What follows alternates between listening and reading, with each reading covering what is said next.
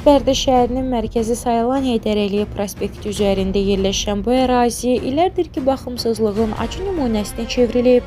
Vaxtilə burada olan iri çınar ağacının quruduğu üçün kəsilməsindən sonra yaranan çuxur artıq 3-4 ildir ki, olduğu kimi qalıb. Nə bərpa işləri aparılır, nə də əraziyə normal görünüş verilir.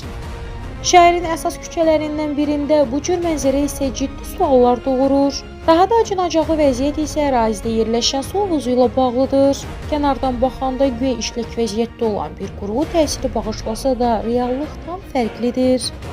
Havuzun içi çirkab, antisanitar vəziyyətdədir. Su dövriyyəsini təmin etməli olan motor isə faktiki olaraq işləmir. Ən diqqət çəkən məqam isə budur ki, söhbət rayon icra hakimiyyətinə gedən yol üzərində yerləşən bir ərazidən gedir. Yəni gündəlik olaraq rəsmi şəxslərin də keçdiyi bir məkanda bu qədər laqeyd münasibət göstərilməsi anlaşılmazdır. Aidiyyəti qurumların bu məsələni illərlə diqqətdən kənarda saxlaması artıq səhlənkarlıq yox, məsuliyyətsizlikdir. Kanal 21 olaraq bu məsələni ictimailəşdirdik və Heydər Əliyev prospekti üzərindəki bu vəziyyəti açıq şəkildə diqqətə çatdırdıq.